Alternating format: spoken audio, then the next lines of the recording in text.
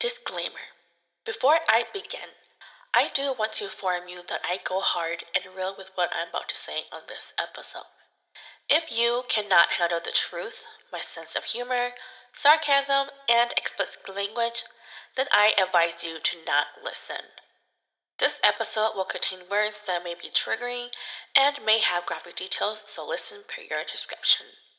Without further ado, sit back and enjoy. Welcome back to another episode of yours truly. It is I, your one and only host, Druelee, of course. I hope that everyone is doing wonderful. The new year just started, and of course, this month is going by super quick. January is almost over. So by the time you listen to this, it's already February. Yes. Anyways, if you guys happen to listen to my previous episode, I talked about, I basically opened up a lot about my experience on sex and for me to understand that I too can have pleasure. Just because I am with my partner, that doesn't mean that he gets out the pleasure because, ladies, we all want that as well too. And I also have to say that the only reason why I'm that way is because, of course, the way I was brought up in my culture and, of course, me being involved in church. So this episode, I am going to go in depth on my life growing up in the church, my thoughts on what I truly feel about going to church, the reason why my parents wanted us to go there in the first place, and what I experienced during the time I was divorced to now what I think of church in general. So this episode may be triggering to those who have a higher faith, those who enjoy going to church, with those who have a good personal relationship with God. If you are one of those people and you could say narrow-minded, you don't have an open mind when it comes to people voicing their opinions about church, then I advise you to please not listen, okay? Just a little note. I know that my episodes can be very offensive to those who have never experienced anything that I've been through, nor do some people can't empathize or sympathize what I've gone through. Some people just don't know how to put themselves in my shoes or your shoes, And so with that, it's really negative for them and they don't understand. So just to put it out there again, and I will always repeat myself that this is my podcast and I'm going to share with you guys what I've been through. I'm not going to sugarcoat shit. I'm just going to tell you guys what it is, and I'm just going to be honest.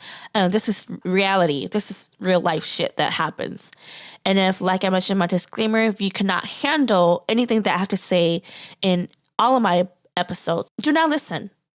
And as much as you want to criticize me or judge me or whatever, I will take it to a grain of salt because, I'm thankful for your advice. However, I'm going to do me. At the end of the day. With that being said, let's jump into this spicy taboo topic, okay?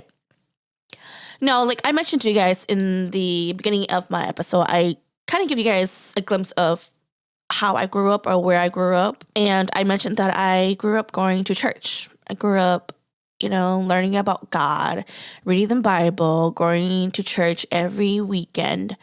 It's kind of weird because my church that I go to in the past, we usually go to church on Saturday. I don't know why, but I'm assuming that it's because, regular churches, they open on Sunday. So the only available days that we can go is Saturday. So Saturday, we went to church. My family went to church every Saturday. So there's 11 of me and my siblings, okay?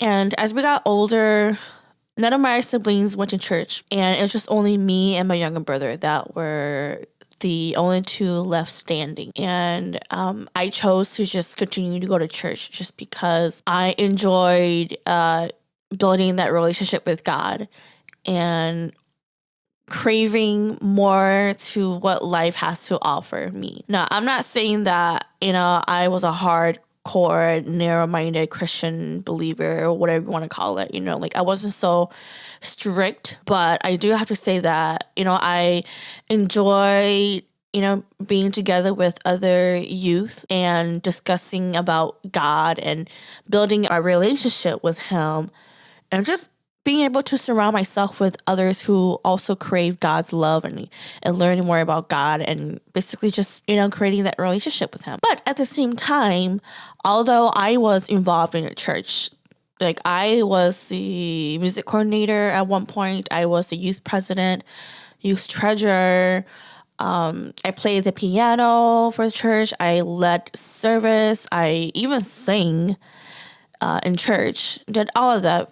Very, very involved in the church, And one of the things, there's like a couple of things that my parents, so for those who have Hmong parents or just parents in general who have told you and your siblings that you should join church or be involved in church, and the only way that you will get help when it comes to your wedding and your funeral is to attend church. For me, even after I got divorced, my mom have decided to go to a different church than the one that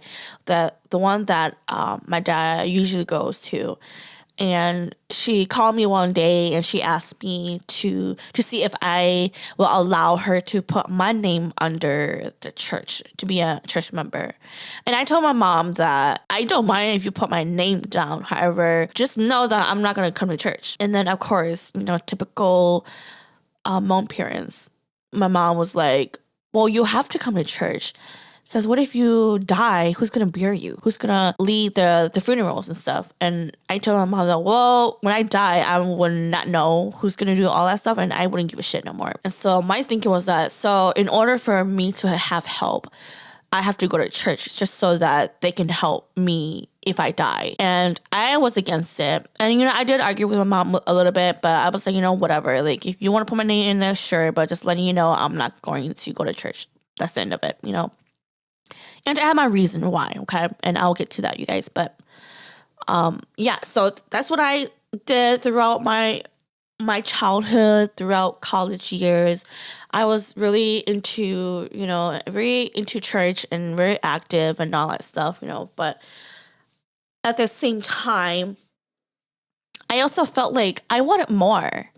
I guess it's just who I am. It's like, yes, I've done this and I enjoyed it, but I feel like there's got to be more to this.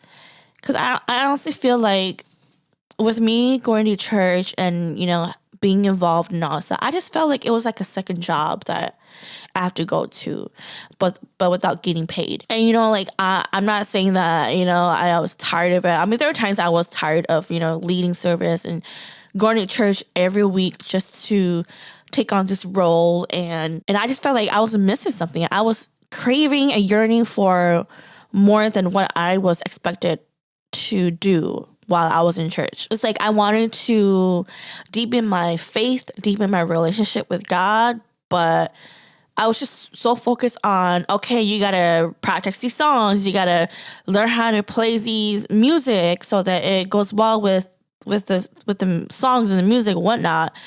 Make sure you don't make no mistakes. Make sure you sing louder. Make sure that the youth is donating or whatever, But then I feel like, well, aside from that, what can the church itself help me as an individual to deepen my faith and to create a deeper relationship with God?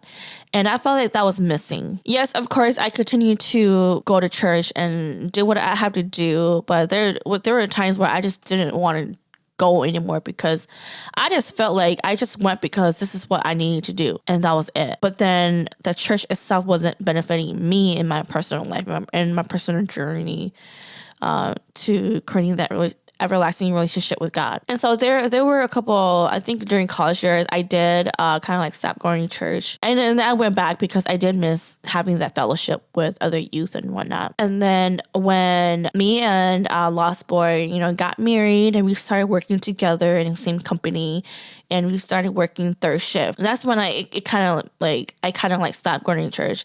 Part of me kind of hesitated in a way of going back, just because when you work third shift, you work graveyard shift, it's really hard to have a normal life. So typically, during that time, like my schedule was Monday to Friday, 10 p.m. to 6 a.m. And then because we work in a place where they have mandatory overtime, of course, you're forced to do overtime. You either come in early or stay late 4 hours. And then, of course, plus Saturday as well. So imagine going to work on a Friday night, 10 p.m. to 6 in the morning, which is a Saturday, and then going to church at 10 a.m. That's very exhausting.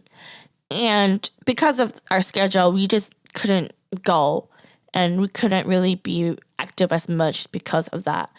And as much as I wanted to go back, a part of me didn't want to, just because I felt like I wasn't being myself. I felt like, yes, I'm here to help support the church and all stuff, but at the same time, I also felt like I was becoming someone whom I wasn't, meaning that I was just at church just to show off that I'm really good at singing, or I'm really good at playing instruments, or that I don't know, maybe it's just me thinking, but I mean, like, if you're listening and you are feeling the same way, please let me know. But I just feel like I was just there just to prove myself that I'm better at something that I value in the church. And I feel like that was a lot of pressure on me to just, show up, and these are the expectations of me. And I just felt like, why can't I just go to church, be a member, hear the words, and then come back home? Like, why can't I just take a break from being involved in it in the church? And of course, our church was really small too. We didn't have a lot of church members, and so of course they needed all the help that they can get, and of course, I was willing to help up as much as I can as well, but it gets really draining, That kind of made me hesitate in going back to church. The thought of going to church just to please other people, and going to church just because that's just what you need to do. And if you, even my parents say that if you are involved in church and you give your time and your service to church, that you will receive a blessing from God, which I believe is true. My parents also say, and I'm pretty sure there's plenty of parents out there, Christian parents out there, will tell their kids that the more years that you spent with the church and helping them, then they will most likely help you when you get married or when you die. And you guys, I'm letting you guys know that that's a lie. And this is just, like I always say, this is my personal experience. I'm pretty sure there's plenty of you guys that have either the same experience or a different experience, or whichever it is, But because this is my podcast, I'm just going to tell you guys how it is, okay? So, but I say that that's a lie because, all these years that I've given to church, and, I'm not complaining. I'm grateful that I was willing to help, because that's just me, being able to help other people and also be able to deepen my faith. I was already grateful with that already. But the day when I got married, we didn't have those traditional American wedding. We had the Hmong traditional wedding. So it was supposed to be a traditional Hmong wedding, but because we both went to the same church, my dad was like, let's just do it very cheap, very easy. So typically when you get married in a Hmong culture, you have what they call a pila, and then you have pila is the best man, dainjua, which is the maid of honor, or the lady that pretty much follows the bride around, kind of like her bodyguard in a way. And then you're supposed to have minkong, which is the male figure who pretty much lead the entire wedding from beginning to end. We had a mekong, but we didn't have the pilau or the tainjua, okay? And it was just pretty much, we were just there, had food on the table, and did all that stuff, and that was it. And what they also say that whoever sits on the table, because I'm pretty sure there was like a couple of people from my church, they sat in the table, and they basically say that the people that sat in the table and the people that actually help you on your wedding, whenever you have any issues or problems with your marriage, they are the people that you're supposed to go to before you think about getting divorced.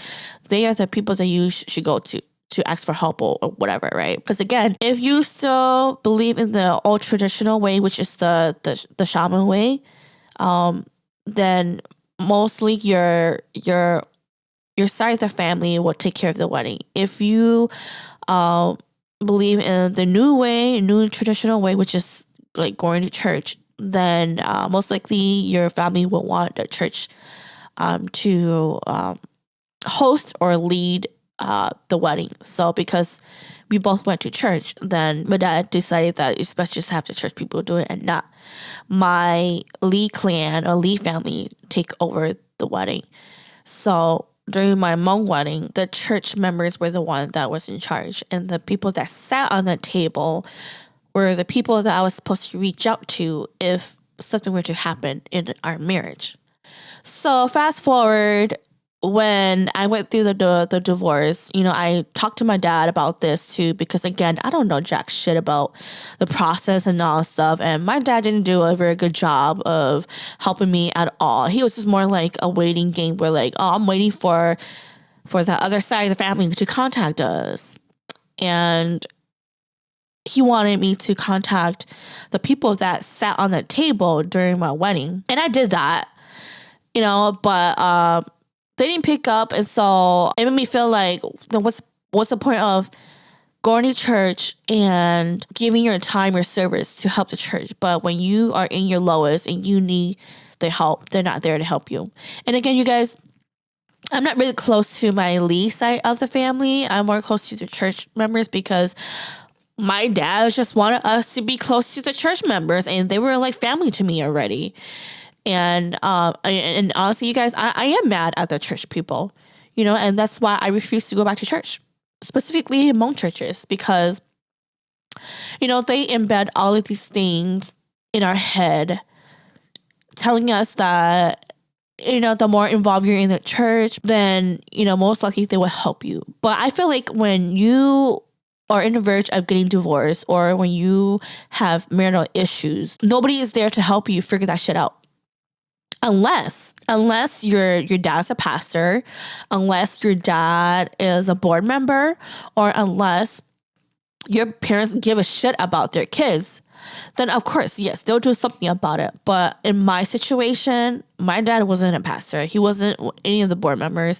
He's just one of those regular church members that came to church. And overall, he didn't give a shit about me and what I went through, because he was so figuring out his own marriage with my mom. And I am disappointed at the church. I'm not going to lie about it. I know that it's not their fault, but just to think about, like with my parents and also the church members saying that, with your service, you helping us, we will help you back afterwards. And that's just bullshit. And for those who are struggling and trying to figure out shit out, or you are stuck in the middle where your marriage is on the line and you don't know if you should reach out to the church members or not, like that's totally up to you. But like I mentioned to you, if your dad is not a pastor, your dad's not the head board member or a deacon, or if your parents don't give a shit about what you do in your life, then it's going to be a lot harder for you. And then when you actually take the plunge to get divorced and you do this by yourself, you'll know that these people weren't really for you at all. They pretty much weren't going to help you at all. And it made me realize, then what's the point of going to church? Even the Lost family, they all went to church. And it's like, here's my thing, okay? I love the truth. And the fact that a lot of people that go to church are two-faced. They are so holier than thou. They think that they're the shit. But when they go back home, they're a different person. They're even more shittier than when they go to church.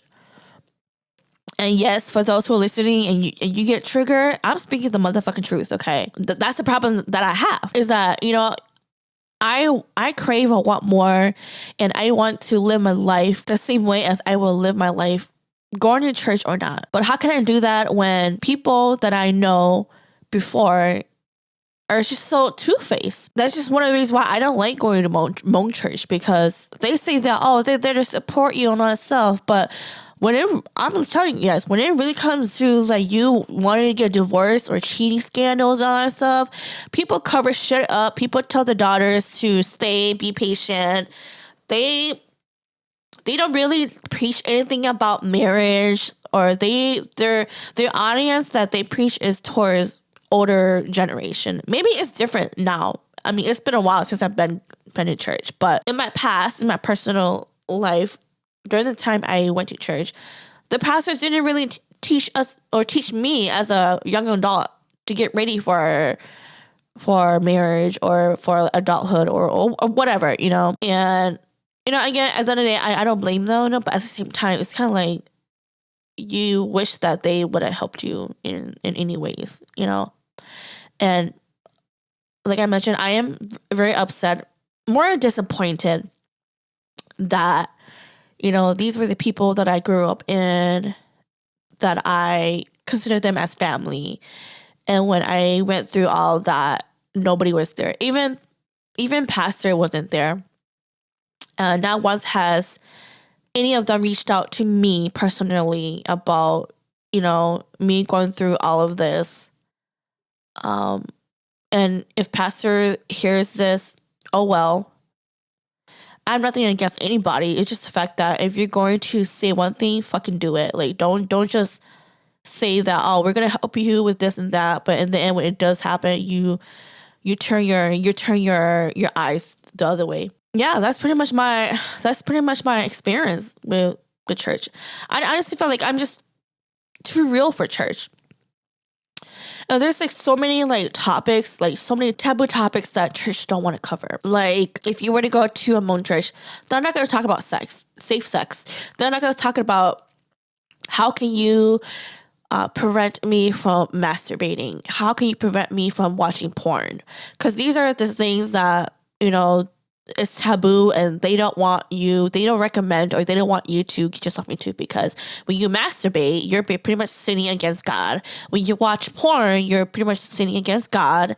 But my thing is that, okay, so if these are all bad, then what can you as a church help me as an individual to not get tempted and do those things? It's also a taboo to have sex before marriage. So it's kind of like, how can you help me as a young adult to stray away from that until marriage, or to not be tempted to watch porn or masturbate? It's like most churches don't talk about that. And that's why I have to go outside of that. And now in today's world, in today's years, there's plenty of churches out there that they do create content, or they do post it up on social media, like on YouTube. And I watch it, and they do help me understand and learn a lot more about how can I prevent myself from, masturbating or watching porn. And also they teach me a lot more about marriage and, finding the one, or finding your partner, or like doing marriage in Christ-like, it's like all that stuff that most churches doesn't teach. And, I get it, I get why. But at the same time, it's like, for me personally, I wouldn't want to go back to Hmong church. I wouldn't, because I'm to a point in my life where I want the deep truth. I want to be in depth with the knowledge and learn as much as I can, so that I can, grow from it. But Hmong churches, they just don't do that for me. And that's part of why I had an issue just going to church, because I crave something more, and they just weren't giving it to me. And also, of course, like I mentioned, like when I went through my divorce, they weren't there to help me or support me or anything like that. And I didn't know what the fuck I was doing, but I just thought that, okay, people sitting in the table, they're supposed to represent you, and I don't know, teach you, help you lead the way or whatever, right? But yeah, that's just some false shit. But I'm not trying to make this negative. I'm just telling you guys how it is. This is my personal experience. I just can't go back to Hmong church. I just can't. I don't know if I can go back to any church. I will have to find a good one to be part of it. But I feel like with years of experience going to church, it kind of traumatized me in a way to where I just don't have the desire or trust anyone anymore. It made me question those who believe in God, because again, with me going to my parents' church, there was a lot of two-faced Christian believer. And honestly, my dad was one of those people too. And you guys can say that, why are you talking shit about your dad? Well, it's just the honest truth. He's one of those people that were good on the outside to other people, but when it came to home life, totally different person. And that's why I question. I'm like, if you go to church, God is telling us this, then why aren't you also living that life when you're outside of church? That's why I have to question that. I even had to question lost family or lost mom and lost dad, because they were like that as well. Very good Christian at church and outing, but when it came to living at home, yeah, very bad people. Like really, it just makes me so confused. Like, why do you go to church for? Like, if you're going to go to church and then come home and become a different person, a bad person, a negative ass person, then don't fucking go to church.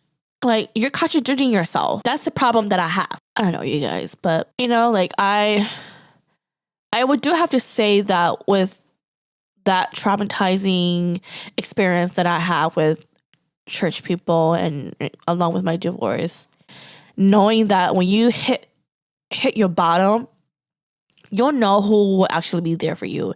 And obviously, church member wasn't there for me, and I'm pretty sure they would never be there for me.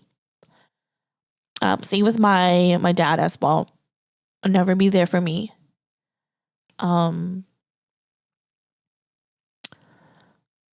It did kind of affect my relationship with God. I'm still working on it.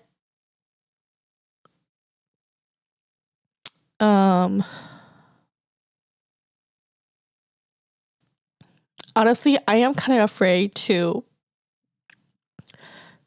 revisit my relationship with God. And like there are times where on your Facebook feed, it shows like past posts that you posted, and oh, you guys, I was so in love with God. But I think after my relationship with Lost Boy, my relationship with my dad,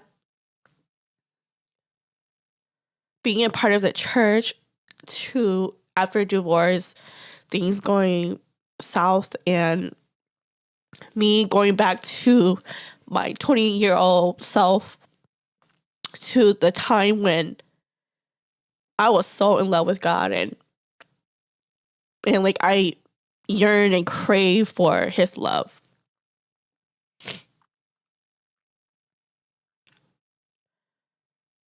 And I'm being vulnerable because that's just who I am, and it is a struggle, you guys.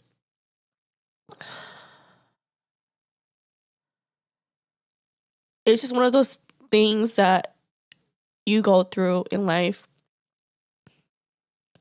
And I'm the type where I don't blame God for anything. God is a God that allowed me to make decisions in my life. There are a couple of things that I was, shown not to do, but instead I didn't listen, and I just did it because I was selfish, and I I've never forsaken God. I've never got mad at him. I never say that, oh, it's his fault that I got divorced. Oh, no. Because some people can go that way. But for me, I never did that because I understand that he gave me a choice in life. And I am responsible for the things that happens in my life. And I'm working on it, you guys. Because, again, like I mentioned, you guys, even though I don't go to church, I don't consider myself a Christian. I believe God. I still believe in God. However, I am spiritual. I believe in the spiritual world and that things happen spiritually. And so I am working. I don't know if I'm working, but I do want to connect to God more. But it's just a lot harder because of the trauma that I went through, thinking that the church members would have helped me, and then just seeing how my dad was, and then of course, seeing how lost parent was too, and it just makes I don't know. It just made me just I don't know, you guys. But I do have to say it's hard. It's hard. I'm working on it. I have to say that I am kind of avoiding in rebuilding that relationship with God. I know I'm supposed to. It's just a lot harder now. Yeah, it's just a lot harder to get back to that.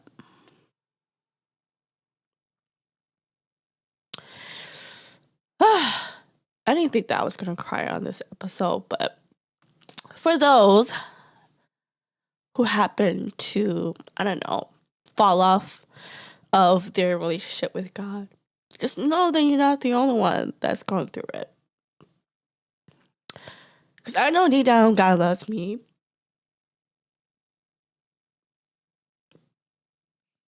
I know that he will never put me in a situation where I cannot handle.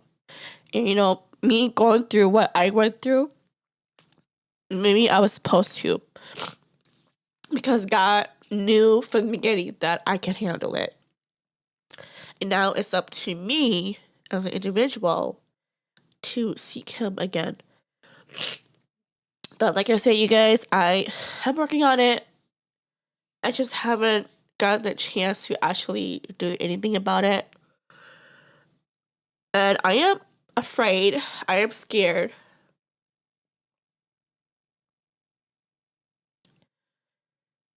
I am scared to do that. So yeah.